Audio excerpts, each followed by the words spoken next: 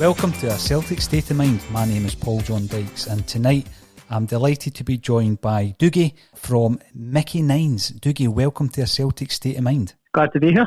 It's an absolute pleasure to have you. We're going to be speaking about the world that we are living in currently, Dougie, and how that affects the creativity and the musicianship of someone like yourself. But also we'll have a wee look at how that affects the Glasgow Celtic, a team that I understand you're very fond of yourself. So, going back to your kind of upbringing, Dougie, what was your introduction to Celtic? Well, actually, personally, it's kind of a bit of a funny story because my dad was a big Celtic fan, but my mum was actually brought up a St Mirren fan. She's from Paisley. And I think my dad thought when I was young he just wanted me to get into football, but he didn't want me to get into the whole tribalism side of it. Mm-hmm. So we never really talked about different teams and things like that when I'm very small. But the first day of primary school, my friend had one pal. I had a couple of pals. One of them was called Ryan McEntee, and then he said to me on the first day, "How do you support, Celtic or Rangers?" And I was only 4 years old, but I do remember it very well. Mm-hmm. Only 4 years old. I had no clue what Celtic or Rangers was, but I knew how to spell. Because my dad had taught me how to spell before I went to school. Mm-hmm. And I knew that Ryan started with a R, and so did Rangers. So I thought, okay, this is probably a trick, so I'll say Rangers. But I actually went to a Catholic primary school, so Ryan McEntee was absolutely raging at my choice of Rangers. And he's like, no, Rangers, boo. You like Rangers? I was like, no, I don't like Rangers. I was only joking, I like Celtic. And literally from that day on, I've been a Celtic fan. Brilliant. Great memories. And I asked everybody else in the class who they supported, and they all said Celtic, so I knew that Celtic was the right answer from that point on. That was the one for the good guys. Are you still in touch with Ryan? Yeah. Just one of these guys I was at school with throughout primary school and high school and that, you know what I mean? When you then get to that age as well, Dougie, where it's a case of either getting taken along to the game by your father, an uncle, a cousin, that kind of thing, what's your memories of actually going and experiencing Celtic? I've been at a lot of really good games. I think one of the sort of funny, my earliest memory, I think it might have been the actual first game I went to. It was against Kilmarnock. I think it was Kilmarnock or Dundee United, but I think it was Kilmarnock. And it was at Celtic Park, and they were winning 1-0 on the 90th minute. And again, I was really small, so my dad wanted me to kind of get out the stadium quick, just to avoid the big crowd and stuff like that. Which ever since then, I've never done that, never left early. And as we just left the stadium, and all you heard was this massive cheer. And obviously Celtic had scored the equaliser. And it later turned out there was actually Pierre van Hooijdonk scoring an overhead kick. Pierre. An absolute wonder goal. Brilliant, yeah. I mean, and we missed it. That takes me back, the bold Pierre. But again, I mean, I do remember one game leaving early. I do tend to try and stay to the very end, Dougie, but I do remember one game leaving early. It was a New Year's Day game back in the very, very early 90s, and we got beat 3-1, and that was after Tony Mowbray had equalised, and at 2-1, me and my old man just trudged off, soaking wet. And there was a cheer, but you knew it wasn't Celtic. You knew it was the away crowd that were cheering, and you just thought, God, I'm not going to watch the highlights tonight, That same one. Yeah. But yeah, these memories are great. And Big Pierre, I remember Pierre's career well, must have seen most of these games. And going through that period of, Tommy Burns being in charge, I always look back with affection. And I always say my favourite Celtic manager is Tommy Burns, even though, we've seen the success of O'Neill, Brennan Rodgers, Neil Lennon. My favourite Celtic manager is still Tommy Burns. It was special days back then, even though we weren't winning the trophies. Definitely. I mean, I think we had a great team at that time, but Tommy Burns is an absolute all-time Celtic legend on the park and as a manager. But I think it was just that time, Rangers just had like just insane dominance, and they had all these kind of, basically European class, almost maybe world class players, partly from spinning the books, but yeah. they did have some team at that time. So even though Celtic had some great players like Van Hooijdonk, it was difficult to just keep up with them. But obviously, eventually managed to do it. But yeah, I know what you mean by Tommy Burns. I mean, it's hard to not like him anyway. For being just a total gent of a man and a brilliant player. Yeah, definitely.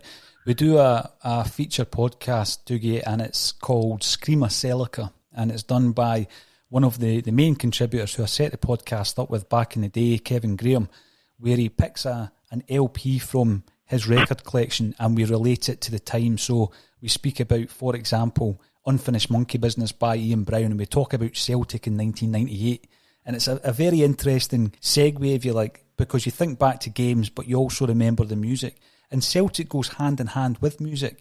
Dougie, why do you think it is more so that Celtic have got that intrinsic link to music? And I know all football teams have songs and sing songs, but Celtic have got that intrinsic link and have had throughout their entire history. Yeah, I would totally agree with that. I think it's actually kind of amazing when you look at just the number of songs that, even in the stadium, the fans will sing in an average game. Mm-hmm. And obviously some of them will be the kind of classic football chants with Celtic lyrics, but there's also a vast array of different things as well. I think it mostly comes from, I don't know if this is a cliche, but it's definitely what I think.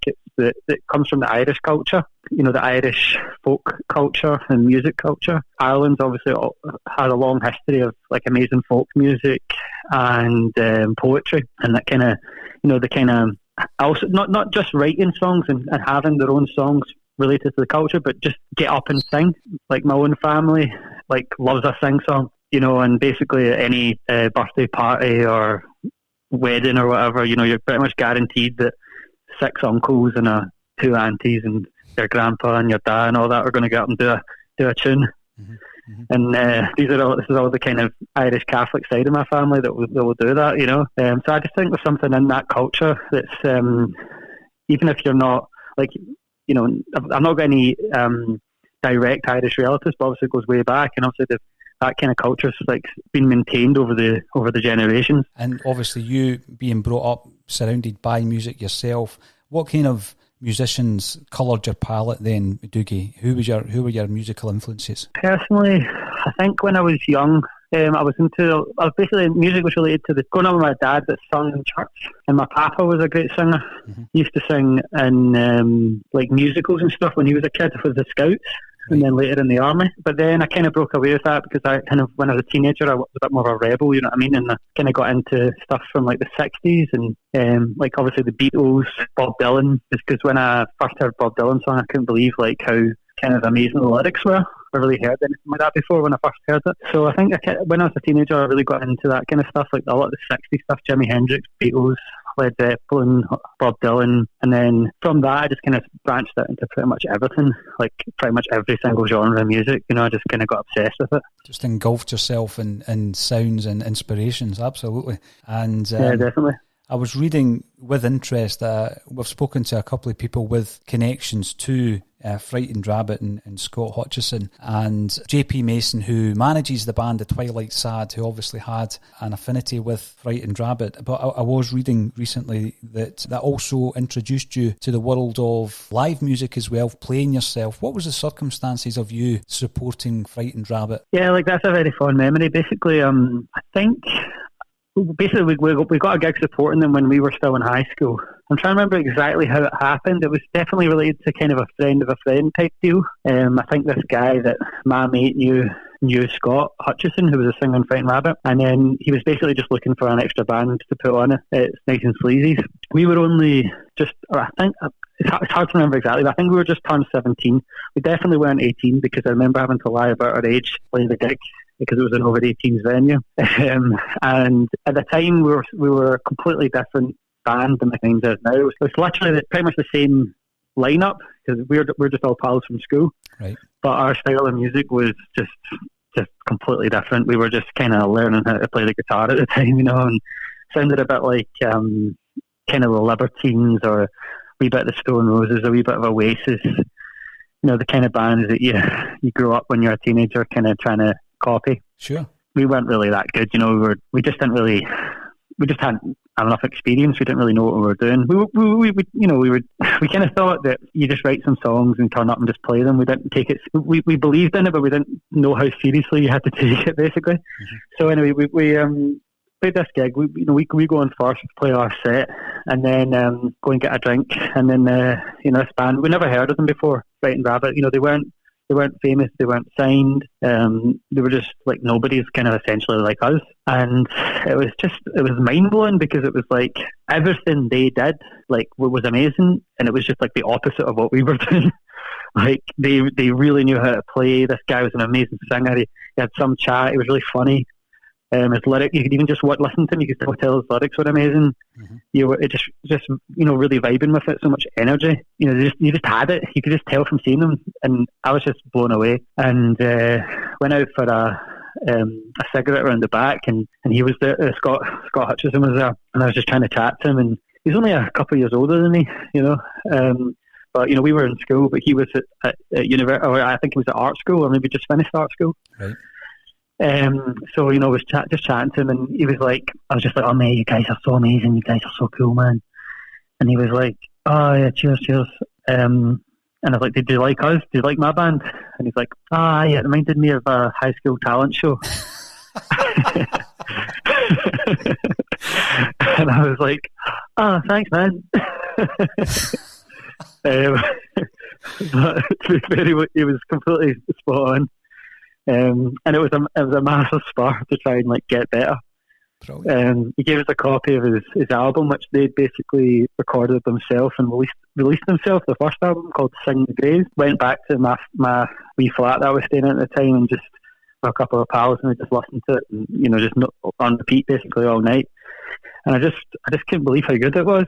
And you kind of just followed the band on the trajectory from there, because their second album was massive. It got really big in America. But just that encounter just made me think, like, this guy he's like a cut above like what I'm trying to do. And it was kind of like just trying to have a bigger inspiration, like just trying to up my game a bit, you know what I mean? And just think, right, he's just doing his own thing, and he's like completely creating something which is unique.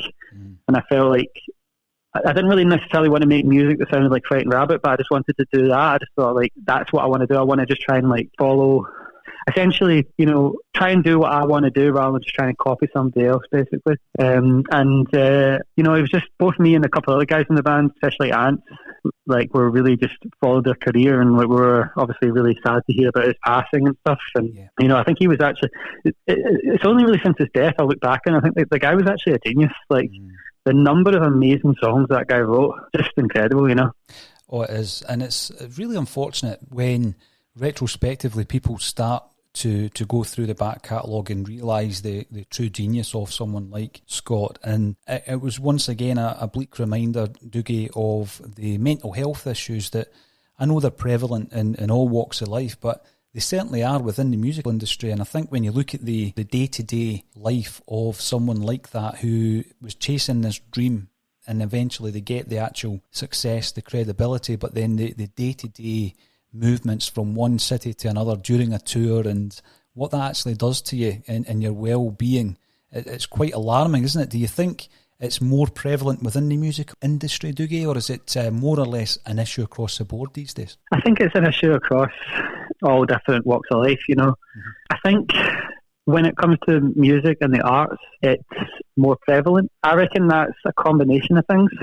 I think that might be related to sometimes the types of people who are very creative, who are very kind of sensitive, are also the types of people who struggle with mental health issues. You know, sometimes people who have issues with depression or maybe bipolarity and things like that. I think there's a very essentially dark side to that, but there's also a creative energy that sometimes comes out of that. And if you look at the number of kind of creative geniuses who have actually been, you know, depressive or probably had bipolar disorder, it's kind of astonishing. You know, you're talking about almost, I don't know about most, people, the real geniuses. So there might be a sort of correlation between the sort of genius, the creative genius, and mental health problems. But I also think music's a very precarious kind of lifestyle, where you put so much of your kind of heart into it, and there's not really any financial security.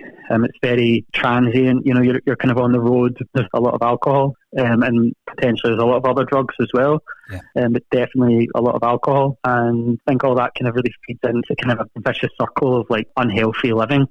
Even when somebody like Frightened Rabbit, they did well, they made money, but they probably didn't even make that much money. Nowadays, even a very successful band like them, they're not going to be rich.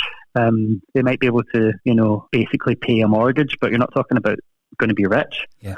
Because there's not that much money in music anymore. But from a step down the ladder to them, musicians, they're going to be poor basically unless they have some sort of other form of income, and that kind of precariousness I think is very difficult on your mental health. And even another step down the ladder, let's say on the kind of musicians, you're talking about you're not going to get paid at all, but you might get paid in a few drinks vouchers. Yeah. So be like, oh, here's 3 pints for your gig. And that's just kind of encouraging that kind of, just drink basically. Absolutely. And a lot of people think there's, I like to drink myself. I'm not saying you shouldn't drink, but obviously there's that kind of culture of if you're playing a lot of gigs, drinking every night, you're moving all the time, you don't have any stability. That's not good for your mental health.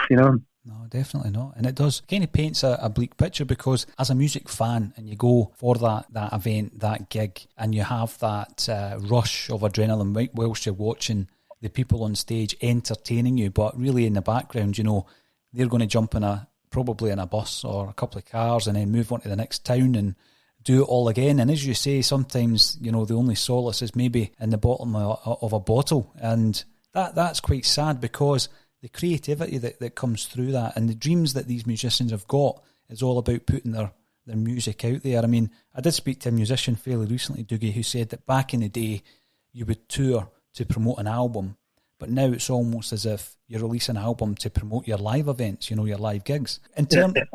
Yeah, I mean, in terms of the live experience, Mickey Nines, it's a wee bit different in relation to there's masks on stage, for example. Is that something you enjoy? Do you enjoy that side of being in the band? Yeah, definitely.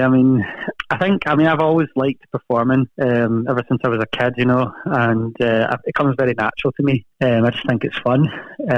I just like jumping about, making a fool of myself, maybe making people smile, making people laugh or whatever. When I go on stage, I'm just not very self-conscious. I'm just not that nervous about it. I just enjoy it. And then I really just enjoy the music. So I don't really think about anything. I don't plan it. I just dance about and enjoy myself, and just kind of let myself go. So I love performing live, and so do the other guys in the band. We're all, as I think I said before, we're all pals from school, from way back in the day. So, we're just old mates, and we just kind of, get up on stage and enjoy ourselves. And that's the best bit of it. I think that and writing the songs is just what it's all about. It's what we love doing. Really, regarding the mask, that was just one of those things. Like when we supported Frightened Rabbit, I didn't wear a mask. It came a bit later, like a good few years later, and it was just a thing. Everybody always asks, or some sort of big plan, some sort of scheme behind wearing a mask on the stage. But it genuinely kind of started off basically half as a joke and half as a little Daft Punk tribute. Daft Punk, the band, the robots, they obviously wear robot masks. Absolutely.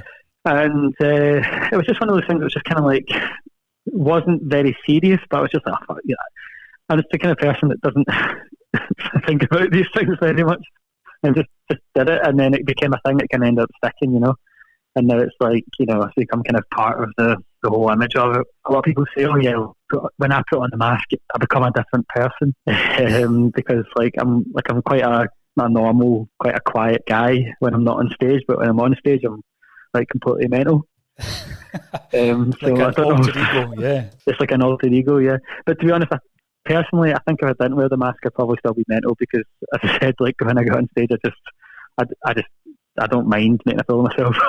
It's one of these things, Dougie, when you think about standing there, everyone's a critic, right? And particularly now with the upsurge in social media. People are on social media for hours and hours every single day, critiquing everything, from books to movies to music to even comments or any kind of opinions that people have. And as a musician, you're putting your work out there when you release an album, and basically anyone instantly can criticise it or obviously praise it. But when you're out there and actually performing like that, it's going to be memorable. You know what? It's going to be memorable. One way or another, you're going to remember that. And it does set your band apart. Now, we're in very uncertain times at the moment, and everyone is engulfed in the pandemic, and obviously there's a huge political issue in that people are unhappy at how it's been treated or how our government have reacted to it. I'm a big critic of bands, particularly when they get to a certain stage where they stop actually saying anything worthwhile, Dougie, so I was delighted to discover the song that was released, and I'm going to have to say the word because it's the name of the song, and I don't tend to swear on a podcast. I don't mind people swearing, but you released a standalone single called All Tories Are Cunts. I'm not disagreeing with that. Absolutely not disagreeing with that. But could you take us back? And do you think that enough musicians are political in their output at this moment in time? Okay, well, I think there's a bit of explaining to do behind that song and just generally the band's political, the political side of the band. Like we about a fifth of our songs or whatever have a political edge, and I think it's important. I think it's important if you're going to be on stage to have something to say. Some bands like Rage Against the Machine, pretty much all their songs are very political. Somebody like Bob Dylan, a percentage of his songs have a political side to them, and I think that's similar to us. So we have, a political side to us, but we're not like a completely political band. To be honest, if somebody doesn't want to make political songs, that's fine. Like that's just them. But for me, it's quite an important part of expressing who I am because I have quite strong political views, and I feel like when I get them across, usually the way I would do that wouldn't be partisan like the Tories song where I just explicitly just say all Tories are cunts. That came out during the actual election, and it was inspired because I seen a video or something online of some young Tory party members going up to a homeless person in Cambridge and like burning a £50 note, and it was just one of those things that just made me totally enraged, and I just kind of wrote the lyric just then and there, just using all that rage, and so that lyric comes out at that specific moment, and I feel like there's left and right, and you probably can tell that we obviously lean left a lot with the band. I feel like the Tories are a very corrupt party. I feel like there's room for different views. You know what I mean? Like if somebody has right wing views and all that, and they've got their opinion, okay, fine. But I just feel like the actual Tory party is a very corrupt enterprise. I can prove that by the very fact that, you're talking about of the last, 3 cabinets, like more than half of these people were at Eton. Not the same party, not the same university, but the actual same high school. If that's not proof of corruption, then what is? That it's all a kind of old boys club, and they're all in it. They're all just looking after each other and each other's interests. So, I've got quite strong views about the Tory party, but with that, and I felt like the way that they lied and they smeared the opposition in that election was just so blatant that I don't know, I was just raging about it. It was a bit tongue-in-cheek as well, like to say something so outrageous, just something so offensive that it's just one of those things where you're just like, fuck it. I probably should start swearing. We said the C word already. It's quite all right. Just to say something, so outrageous that it's just, there's an element of humour in that as well, I think, and some people don't like that at all. They take massive offence to it, and that's fine. But obviously, our band is, not the kind of band that really cares about that too much.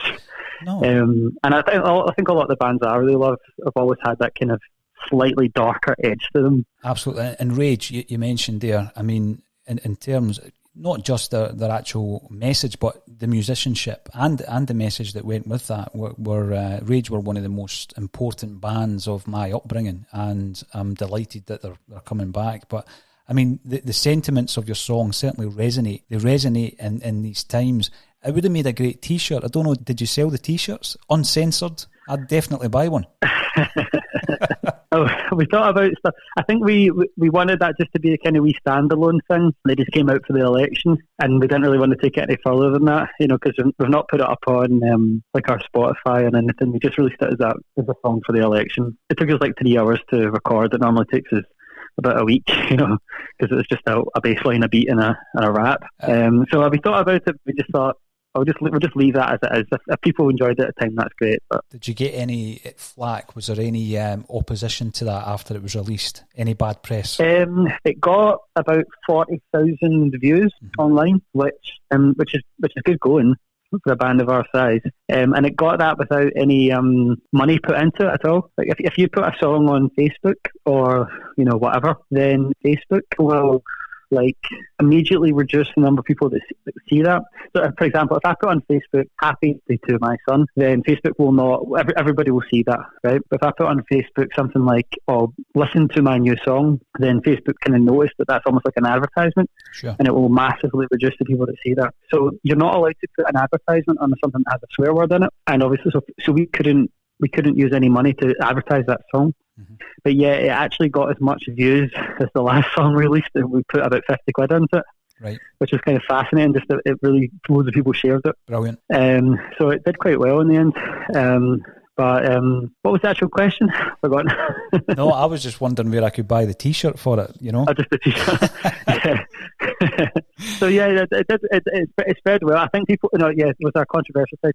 I think loads of people loved it, especially during the election when people's emotions were up. But we did get a few comments. I was quite surprised, but we did get a few comments that were like, "Oh, I love your band. You need to stop with the political stuff and all that." And interestingly, most of them were actually from England. The comments came from the northeast.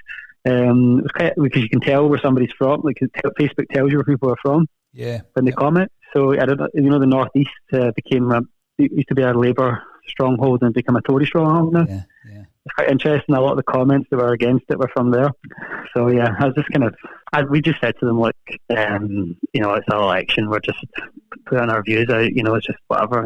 It's difficult to argue with the view. That is the thing. And you go right back. We had a very interesting discussion, Dougie, the other week there with Professor Phil Scraton, who was the figurehead of the justice fight for the Hillsborough victims. And we spoke about, it was just wide-scale corruption. And the people or the parties or the organisations who were involved in that were the then Thatcherite government, the press and the police. And, there's so many examples of that all the way down the ages. My dad was a striking miner. The way the striking miners were treated was absolutely appalling. And it takes years and years for the truth to come out. And interestingly enough, obviously, Phil Scraton's book was called The Truth because he finally got the truth. And it was one of cover-up and corruption. So, as I say, we love the sentiments of that song, and at some point would love to get a T-shirt. So watch this space. Watch this space. Another thing you mentioned there, being brought up in a Catholic school, there's often, I'm not saying this happens to everyone, but there's often a realisation that the Catholicism that's indoctrinated from a young age, sometimes you get to a stage or an age even where you start to question that. You start to question, and you've mentioned the hypocrisy of a certain religion. How difficult is that, maybe going through your teenage years, that realisation that all that you have been taught may not have been the gospel, to use something that's probably an adequate phrase? Well, that's an interesting question, because basically, I was a very kind of devout Catholic until my teens. My dad, basically, he still sings in church. He's still the cantor in his local chapel, and my grandparents, not like my grandma, is still alive. She goes to church every day, and it's been a huge part of my life. And I mean, my auntie literally works for the Catholic Church. But I had a kind of big crisis of belief when I was in my teens. I actually asked the school chaplain, Father Briggs, who was a really nice guy. I just said to him, see all the other religions, like people who are like Muslims or Hindus or like Buddhists or people all around the whole world. See if they don't believe in Catholicism or like Jesus, do they go to hell? And he was like, oh, well, it's complicated and blah, blah, blah, right? And he tried to explain it, but he just basically didn't explain it. And I was just like, that doesn't make sense to me. Like that there's like 6 billion people in the world and 5 billion people aren't getting in. You know what I mean? So that was a moment for me where I was just had a massive kind of crisis of faith where I was like, I'm not sure I can stick with this. Yeah. But at the same time, it's a huge part of the culture of my family and my whole upbringing and my ethic that I grew up with. So if you'd asked me that when I was a teenager, I'd have been a lot more firebrand about it. I'm going to be a rebel. But now I'm a bit older, I've got a family and stuff, I'm a bit less, anarchic about it, let's say. Yeah.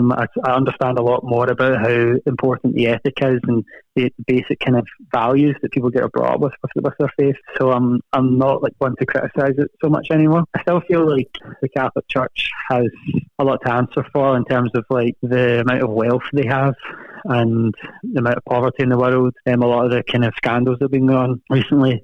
Although I would also say that the new Pope does seem to be a bit of a legend. He does seem to be a guy who's a very genuine man, and he's done so much. So I feel it's one of these things that's just it's a very mixed, complicated thing. But it's definitely massively influenced, my own upbringing and the way I look at the world, Oh, without a doubt, absolutely, Dougie. Now, I was also interested to read that you have embarked on a solo concept also called Killer Whale. That's right, yeah. Is it a side project, or are you moving away from the kind of band structure? I suppose you could call it a side project or just another project. Basically, I'd had a couple of summers where I'd written loads and loads of songs, and they were just songs that just were never going to work with Mickey Nines. Mickey Nines is a very kind of hard, dancey, punky kind of vibe. It's not very melodic. It's not, very few of our songs actually have chords. So these were very kind of singer-songwriter kind of type songs with chords, melodies. Almost sounds absurd to say that, I've got some songs that has melodies in them. But, that's the kind of stuff that I'd written, and they were much softer, and essentially it was almost like an antidote to Mickey Nines, because Mickey Nines is very kind of aggressive, and it's fun, but it's got a kind of dark side to it. And this was stuff that was much more there's some darkness to some of the lyrics, but the kind of nicer melodies, just sort of sing along type of things, which it's a style of music I also love. I love Leonard Cohen, Bob Dylan, James Taylor, Joni Mitchell, Neil Young. These are my heroes, even though my band sounds nothing like them, they're still musicians that I love. And so it's more in that kind of vein. And so I'd written all these songs, and just thought, right, I'm never going to be able to do this with Mickey Nines, so I'll just do it myself. And I went away and kind of put it together and just made it all myself and recorded an album. I just released the first EP, which was just a few kind of acoustic songs, which is just the bare bones. The EP is actually called Bare Bones, because it's just the simplest version of the songs. The album itself is coming out in a couple of months, and that's actually a full band. I got a couple of friends, to play drums and bass and stuff, and we just made a full band album, and that's going to come out in a couple of months. So I'm in the process of that, and it's I think it'd be interesting to a Mickey Nines fan, because it's so different. It's pretty much the opposite of Mickey Nines. I think a lot of people have quite an eclectic taste in music, though. So I think they'd probably I think a lot of people would probably quite like it. I'd hope they would like it. But it definitely ties into what you were saying about the faith element, because a lot of the songs were basically me singing about my own crisis of faith, and just trying to sing about the things that I believe in, the things that I think are important. There's no cynicism, there's no irony. Mickey Nines is a bit more acerbic. You could say it's a bit more cynical, a bit more kind of, like I said, aggressive, whereas Killer Whale is more sentimental or nostalgic, kind of a bit more emotional. So it's a very different kind of thing, but I've something I really wanted to do, and because of the lockdown, I think I could actually recorded it over a year ago. Right. Because I've got family, I've got a band, and I've got a job, so it's my first chance I've actually had to give it any more time. So I thought that's as good a time as any to actually get it out there. Oh, I'm looking forward to hearing that. And obviously, you've mentioned the lockdown. We're all soldiering on, getting through it, Dougie, and there is the small question of Celtic's 9 in a row. I had a wee chuckle yesterday when Primal Scream's Twitter page put out it's going to be 9 in a row with a wee 4-leaf clover. It was just I called it the tweet of the decade. It really made my afternoon when I saw that. We all know that Bobby Gillespie and Andrew Innes and the boys are all Celtic fans, but it was good to see. How do you see the Scottish season ending, and will it be done anytime soon? Because we seem to just be waiting on a nudge from someone else before the Hooijdonks actually make a decision. It seems to me not football. I love football and I follow it, and I know as much about it as maybe the next guy, but I'm no expert or insider. But it seems to me that there's two sensible ways of doing it. One is that you just finish the season now and just declare Celtic the winner due to the amount of points you are ahead. I can definitely understand the argument against that, because it's not like these kind of leads and point advantages haven't been overturned in the past. You know, what if we were only, like there was another league, let's say theoretically, and there was only 1 point ahead, then does that same rule apply, or you just call it? And then also there's the UEFA problem, which is actually a massive problem, and I think that is actually going to be the one that eventually decides it, is that UEFA are saying, if you call the league, then we're not going to allow entry into our European competitions, which seems harsh, but kind of does make sense. In terms of the basic rules of how it's all set up, you know, like the people that get into our league. Like, let's say if they say, oh, Scotland, you're allowed to call it because Celtic were so far ahead, but Belgium, you're not allowed to call it because Anderlecht or whoever are only 2 points ahead. It's not fair. And the amount of money involved is, you know, and who's to say, oh, it's 2 points ahead? It should be 5. You have to be 5 points ahead to win the league or whatever. It becomes a bit absurd. So they need to draw a line somewhere. So it seems to me that the sensible thing to do is to play out the league. They're talking about doing that in the summer, which I doubt is going to happen, but it could happen. But what if you just called off the League Cup? You know, maybe called off the League Cup, maybe called off the Scottish Cup. It would be a shame to call off the Scottish Cup as well, but, you know, call off the Cups, and then you use that time to make up the games. So you're maybe playing a few more midweek games. It'd be very strange, you know. They're playing for the 1920 season on a Wednesday, and then you're playing for the 2021 season on the Saturday. But that would make sense, and there's not that many more games to go, and there'd be even fewer games to go if Celtic just win the next few games. You know, the league will be over. So that's, for me, what they should do. They should actually play out the league next year in the midweek games, and then obviously Celtic will win 9 in a row, and they'll inevitably win the 10. Yeah, it sounds good to me. The thing is, I've not heard any Celtic fans who would rather we didn't play the games. I mean, everybody I've spoken to, everyone I've heard, online, podcasts, etc., you know, would much rather play the games, but this is going to be a decision generated by other powers, you know. But Dougie, all that's left for me to say is thank you very much for your time. I look forward to your new album and coming to see you guys live once we get back to some form of normality. Yeah, cheers, man. Thanks very much for having us. And to all the listeners, I hope they're all well. And hail, hail. Hail, hail. It's been an absolute pleasure, Dougie. Take care. Cheers, man. Bye. Thank you. Bye-bye.